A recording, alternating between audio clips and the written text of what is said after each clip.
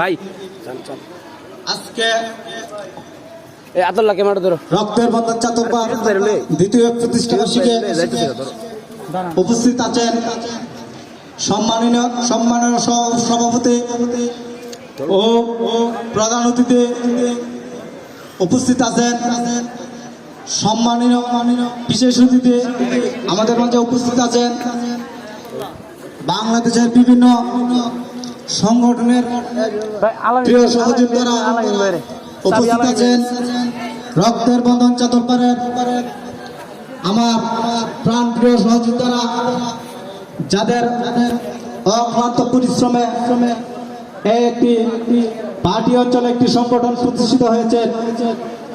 সকলের প্রতি রইল আমার সালাম, আসসালামু আলাইকুম।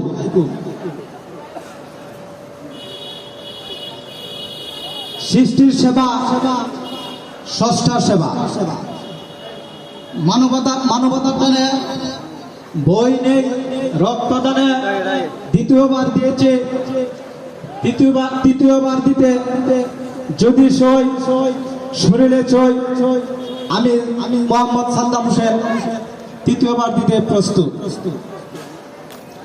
রক্তের অভাবে ঝরবে না আর কোনো প্রাণ। আমরা হাজার তরুণ করব স্বেচ্ছায় রক্তদান। মানবতার মানুষকে ভালোবাসি যারা স্বেচ্ছায় রক্তদানে এগিয়ে আসে। প্রিয় উপস্থিতি, একটা কথা বলি, আমরা রক্তদান করে কোনো স্বার্থের জন্য নয়, আমরা রক্তদান করে মানুষের জীবন বাঁচানোর জন্য। রক্তদান করা আরেকটি উদ্দেশ্য হলো রক্তদানের উৎসাহিত করা। কে জানে আগামীকাল আপনার জন্যই রক্ত সংগ্রহ করতে হবে কিনা, তার তখন যে দাতা আপনার পাশে দাঁড়ায়। রক্তদান করুন, যদি পরকালে আপনার হিসাব চাই। একটি কথাই আমরা বলতে পারবো, ভালো কিছু না করতে পারলো আমি একজনকে আমার এক ফোঁটা রক্ত দিতে পেরেছি। মানুষের মধ্যে সেই হলো সর্বশ্রেষ্ঠ, যে অন্য মানুষকে সাহায্য করে, সহযোগিতা করে থাকে। আর রক্তদান করার মতো সহযোগিতা আর কিছু হয় না। তাই নিয়মিত রক্তদান করুন, এই আমার প্রত্যাশা। আপনি কখনোই পৃথিবীতে একটি বর্জ্য পদার্থ নয়। মনে রাখবেন, আপনার দেহ কয়েকটা ফুটা রক্তে একজন মানুষ বেঁচে থাকতে পারে। তাই আমি আমার প্রিয় সহযোগীরা এবং আজকে যারা উপদেষ্টা মন্ডলী এবং পৃষ্ঠপোষকরা, ওনারা সহযোগিতার মাধ্যমে এই একটি সংগঠনের দ্বিতীয় প্রতিষ্ঠাবার্ষিকী প্রতিষ্ঠিত করতে পারছি।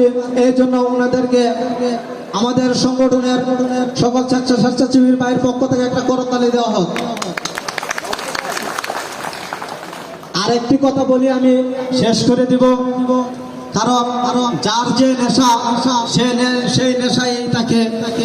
আমার একটি নেশা, আমি অনলাইনের মাধ্যমে বা যে কোনো ভাবে আমি মাদকের বিরুদ্ধে একটা স্লোগান তুলে থাকি। মাদক আমাদের যুব সমাজের একমাত্র ধ্বংসের কারণ। তাই আমি আজকের উপস্থিত সকল স্বেচ্ছাসেবীর ভাইদের কাছে বিশেষভাবে অনুরোধ রাখবো, মাদককে না বলে মাদক মুক্ত সমাজ করে, বিশেষ করে কারো একার পক্ষে মাদকের বিরুদ্ধে লড়ে প্রতিরোধ করা সম্ভব নয়। তাই আমি যেমন চিন্তা করেছি, আমার ঘরের সমস্যা আমি